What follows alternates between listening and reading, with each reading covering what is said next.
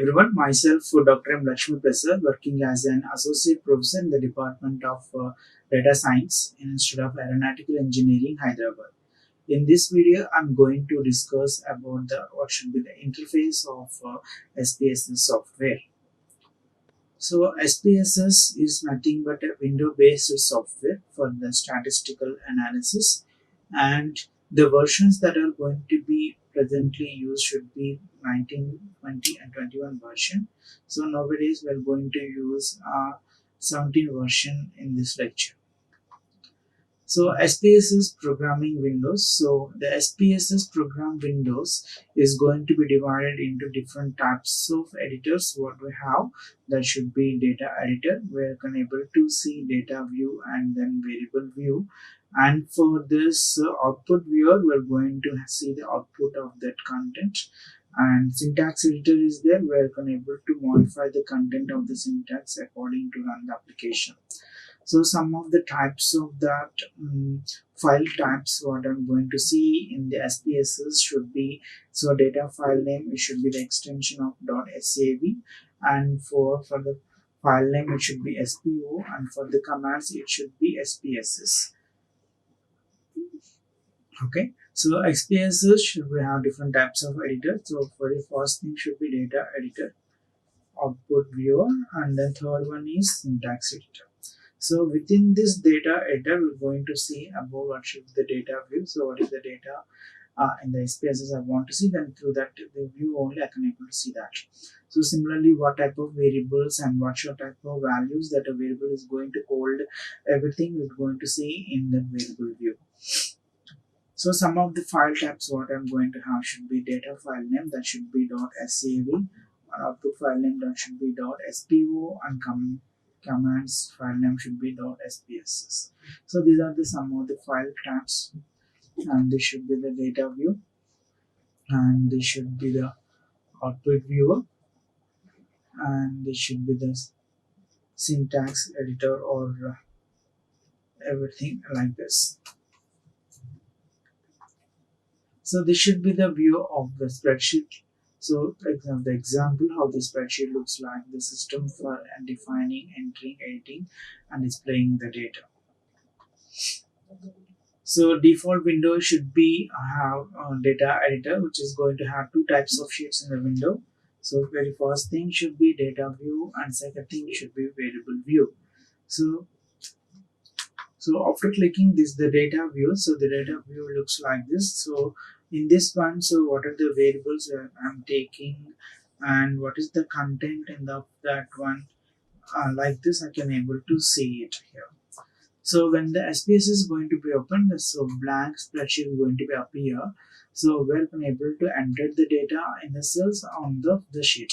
So here what I'm going to do, so here I'm going to able to open create the variables, like 3 variables I created, for that I entered the values. So in the data there should be no column editing essentially, so the variable names is going to be there. So it is going to be entered in the variable view. So this should be the field form of data view here. So in this one, so the variables what I'm taking here, that should be the variables that should be presented as columns, and the cases what is there for that should be the rows, and the data and the file is going to be displayed in the data editor. This should be entire things what we should be the data editor, where we're able to enter the data. And so this should be the data editor, where I'm able to push, if I'm going to move the cursor here, it is going to show the information of that variable, what type of it is. So in data file, so the cases represent, and then individual respondent should be take out the survey, and each variable can able to respond the responses of each question that is going to be asked in the survey. So the variable view here, so if I'm going to click that, so the data should be entered with one variable in only one column. So should not be entered two columns as a single merged one variable is not going to be held here. So we can able to hold only one variable, one column, and you should have a name that should be called with a field name or variable name. So this under what we call it as variable name or field name. So by choosing this variable name only, you can able to see the list of variables and then properties. So you're going to have different types of options like file, edit, view, and data, and then transforming, analyzing, and then graphs. If I want to show it, and some other add-ons also I can able to do that, and window, and then finally the sheet contains the information about the data that is sorted in the data set. So here, so row names, row numbers. So after defining this variable, so this and all will be the variables. And for particular each variable, I'm going to enter the values. So names and the what type of variable and how much width it should be, decimals, label nouns like this. So then what are the rules that have to be followed for naming the variables? So special characters like dollar, at the rate, and then hash are not going to be allowed in defining the names. And no two fields should have the same name. And education level is going to be wrong, and then edu level is going to be permitted. So the SPSS should be pick up the duplicate names and assign a new and unique name like V1, V2, etc.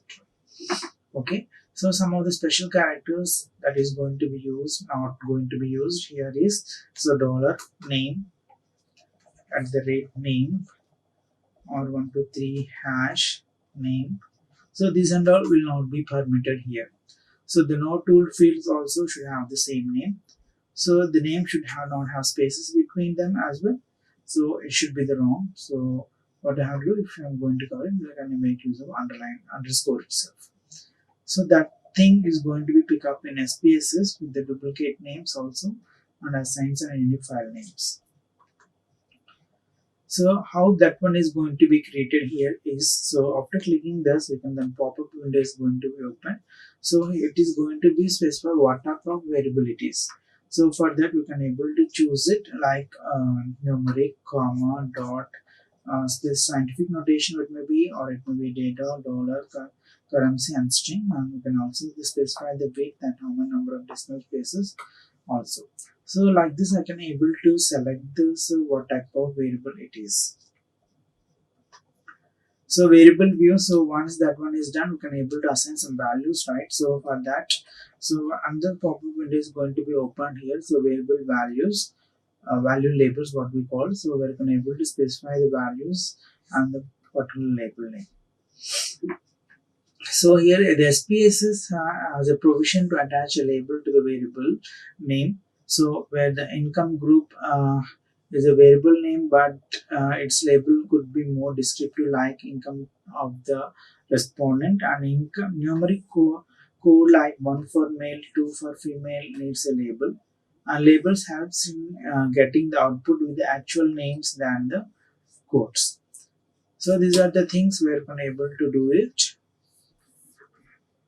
So SPSS has a provision to attach that label to the variable name and income group. So it should be a separate kind of group. So we're able to see the list of the variable names, which should be more descriptive form like income of the respondent, clear one, and numeric code like, so suppose I'm going for 1 for the male and then 2 for the female, like that I can able to fix it out. And labels would also be helping getting the output with the actual name than the codes here. So we're going to accessing the data from the spreadsheets. So once it was going to be opened, so the data what is there entered in the Excel, so that should be open in SPSS also. So normally the SPSS 10 and later version would directly open the Excel file by selecting the file type as the Excel. So these are the some of the ways of accessing the data from the spreadsheet. So SPSS is the way. So we can also access the data directly from the spreadsheet instead of entering the data into SPSS. So how we're going to do that? So file, open this, open data, and llb.excel is the file. So which is of the type Excel, and then open it so that the Excel or spreadsheet, what is there? It is going to be accessed simply from the uh, spreadsheet to the SPSS. So after selecting this, so read the variables in the form of rows by selecting the checkbox, allowing you to specify whether the variable name or not to be included in the specific in the spreadsheet or not. So this option is going to be read the headings of the variables and what type of worksheet it is and how much range to specify. So you can also import the portion of the spreadsheet also within a specific range of the cells to be incorporated into the XPSS. And then you can also specify which type of worksheets you can also import it. So some other Excels is going to have different types of formats. So uh, based on that, you can also access the data. So once they import it, so from the Excel, the SPSS statistic data viewer looks like this. So then how we're going to access this data in relational database.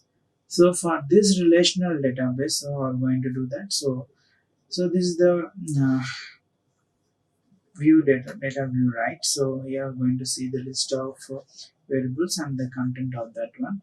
So here the data is going to be entered and accessed and then opened in SPSS. So here the left hand side, if you see at left hand side, so you should be name the tables under this. We can able to create this employee dot I underscore. So like this, from the table I want to access the data. So from the relational database also I can able to access simply by using this accessing what is the hierarchy on the left hand side. So through that also I can able to access the data from the relational database from the SPSS. So I can able to do that. So we are going to have some database wizard. So once we open that, so we're going to have some of the options like Excel, so MS Access database, and then virtual database like this. So select MS Access database. So from that MS Access database, we can able to simply access the data from the source and by clicking the next button.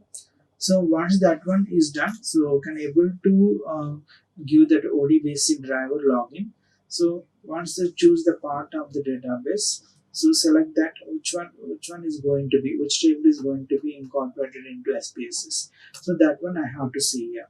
So here these are the sum of this tables what is there in the database. So I can able to select it which one is going to be. So drag this entire T table, employee T table. So to retrieve the fields in order list and click on to the next window.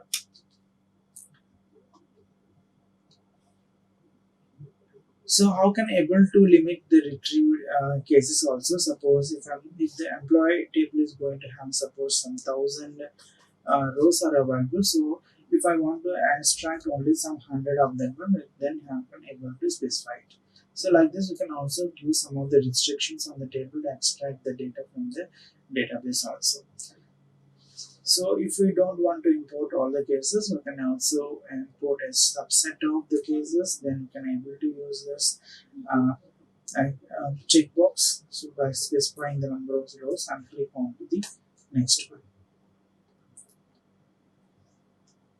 So here we're going to have another key.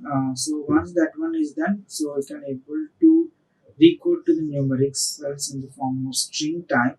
So what type of variable it is also is going to be seen by defining the variable. Suppose if I want to change the employee ID to long, or I can able to change it to numeric.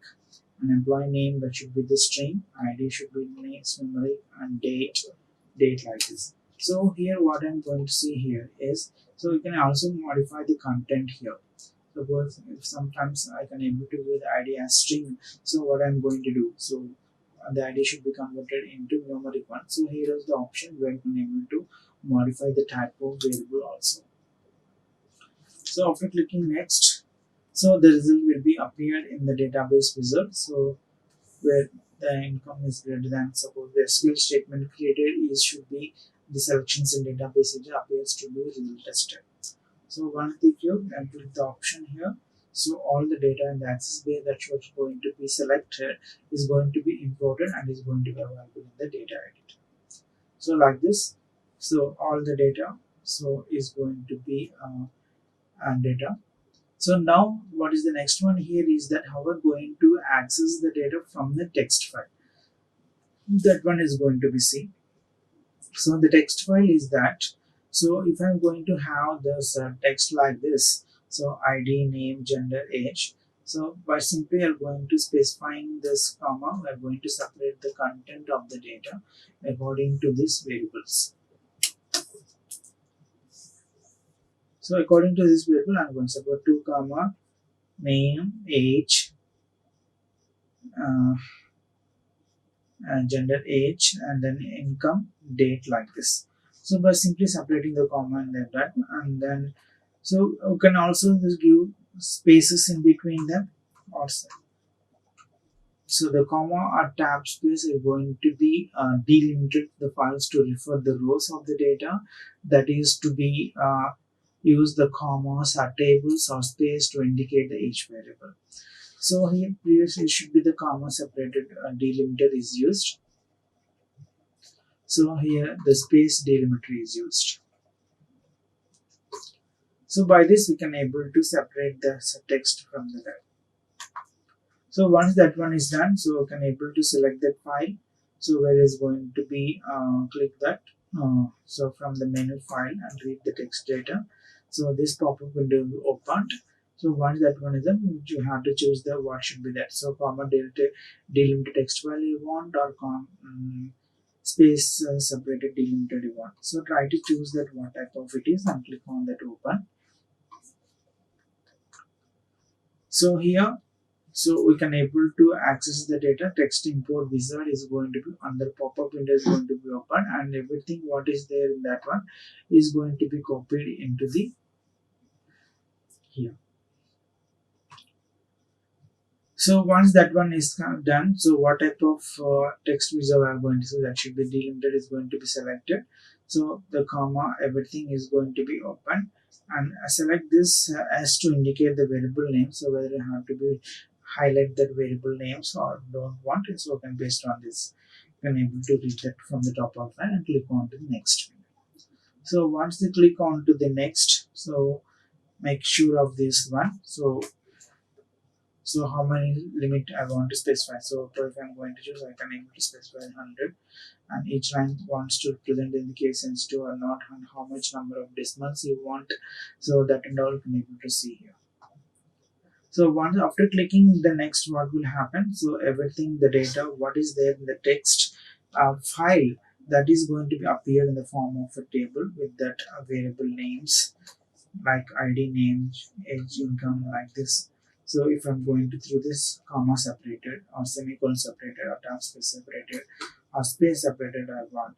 So in that fashion I can able to separate it by clicking on to the next one. And so you can also specify this names from the drop down window. So this name what is there, it should be a string or it may be a numeric or it may be date or dollar, whatever, what type of convention is going to be used for this variable name. I can also be set it out here. Suppose if I'm going to use this name should be a string, right? So I can able to use select the string. Suppose if it is going to be age, I can able to select the numeric. If I'm going to be income, that should be again numeric. So like this I can able to set it out. So once that one is done, then all the data what is there in that Excel like text file, so can all should be incorporated into this wizard. So data editor. So once that text file is settings is going to be done, so you can simply import the data what is there from the text file to the SPSS statistic data editor. So we can able to incorporate all the data from that to SPSS. So like this you can able to build on various interfaces what is available, that is going to simply extracting the data from the different types of uh, data. Like suppose I can able to incorporate the data from Excel spreadsheets, also I can able to import to the spreadsheet, and then from the text file also I can able to import, and from the relational database also I can able to input. So these are the content what I discussed in this video. So here the SPSS should be a window based software where now I'm going to use this 17 version of this software in this video. And so the program components will be of different types like data editor, output viewer, and syntax editor. And the file format should be .sav and SPO and SPSS. These are the three things we have to be remember in file name extension in SPSS program. And this should be the view of the data. And we're going to have two types of views. So in the arrows, what is pointing out, that should be data view and variable view. So the data should be in the form of spreadsheets. It is going to be open. So we're able to directly enter the data manually, or I can able to extract some of the data from those other sources. So if is the data variables or variable means what type of variables is there and how we're going to enter in the data, normally it should be that. So some of the special characters like dollar, at the rate, hash is not going to be incorporated and no space between them. Like that, all the duplicates, all the variables should be unique only. So once that one is done, you can able to access the data from the spreadsheets like this. The steps what I preferred in this video. And so these are the steps that is going to be seen from exporting the data from the spreadsheets. And second one is that accessing the data from the relational database. So these are the settings we have to be remembered for accessing the data from the relational database to that SPSS. And the third one is the thing where you can able to access the data from the text file to the SPSS. So these are the settings we have to be followed here for accessing the data from the text file. And finally, how to incorporate. Thank you. Like, share and subscribe. Hit the bell icon for more updates.